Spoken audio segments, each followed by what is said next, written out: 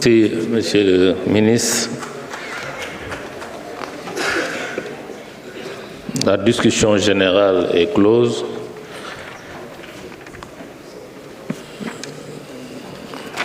Nous passons maintenant au vote des articles du texte de la loi.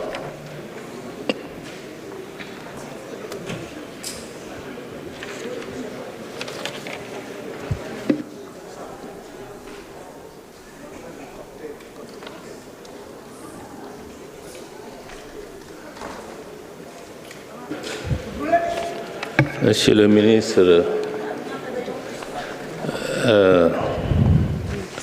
vous avez été interpellé, j'ai reçu une note, donc vous pouvez intervenir que sur cette interpellation ou ces interpellations, parce que le décret que nous avons reçu, c'est le ministre garde des Sceaux qui est chargé de la présentation de ce projet de loi. Vous avez la parole. Merci.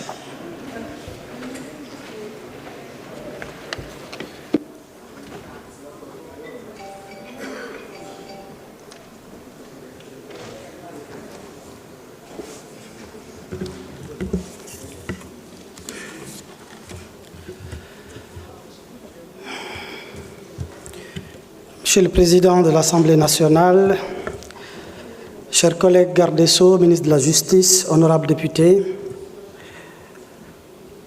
je vais me limiter au périmètre circonscrit par le Président de l'Assemblée nationale,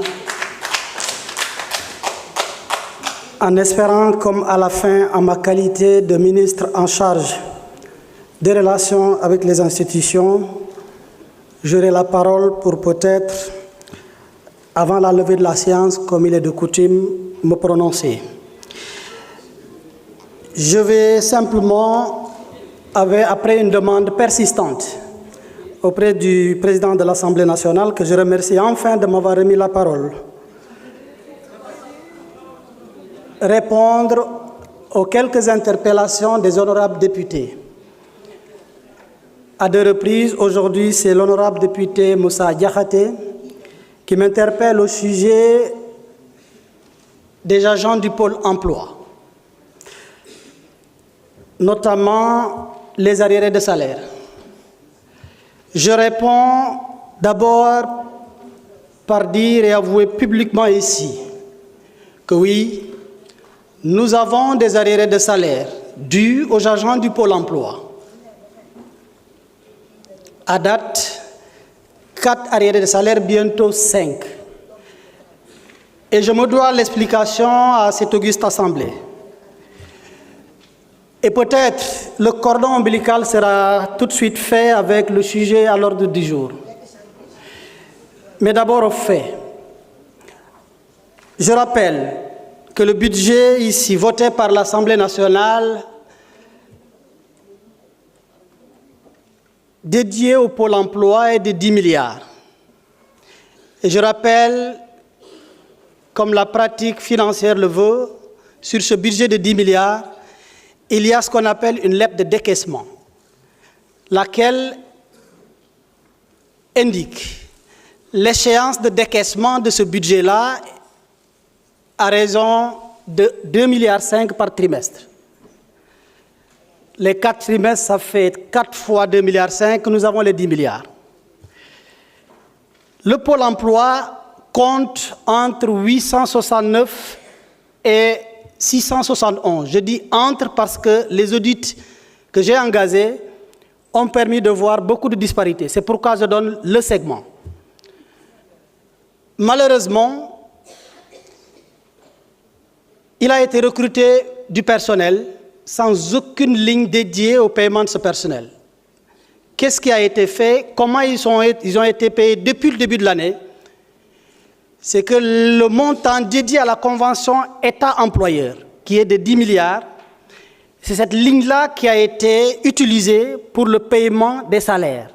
Alors que État-employeur, ce n'est pas pour le paiement des salaires, c'est la convention qui est un outil extrêmement important, j'appuie, qui existe depuis 1987 et qui sera continué. C'est ce montant-là, cette ligne votée ici à l'Assemblée, qu'il a été procédé à des ponctions pour le paiement des salaires.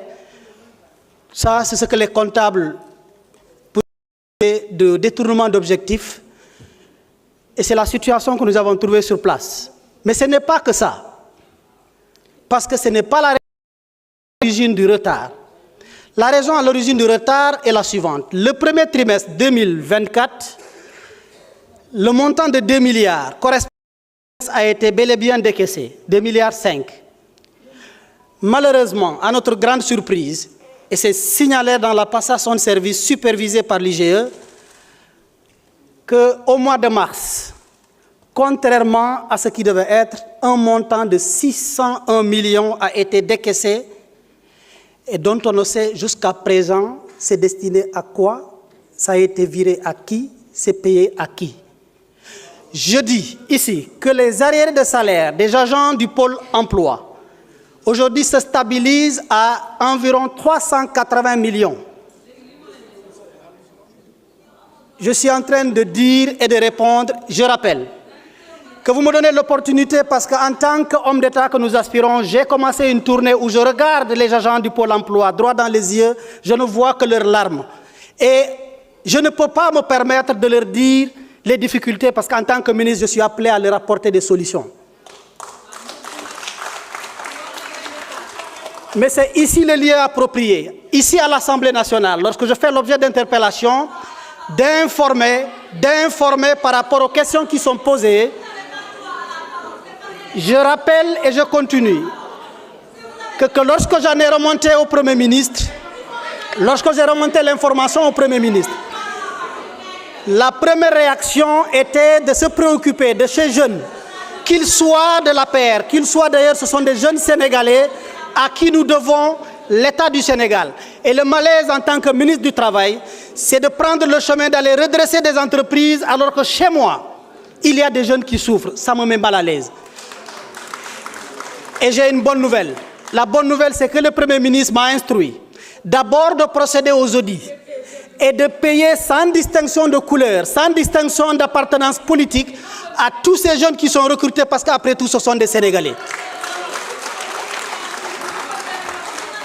Nous avons finalisé les audits avec l'appui des gouverneurs et des inspecteurs du travail. Je peux vous dire aujourd'hui, nous avons pris l'engagement que, Inch'Allah, avant la fin de ce mois, tous les jeunes qui ont été identifiés sur le terrain, oui, il y a une partie de fictifs que nous n'avons pas retrouvés, mais tous ceux qui ont été identifiés, Inch'Allah, ils recevront intégralement leur paiement dans les semaines à venir, au plus tard dans les mois à venir.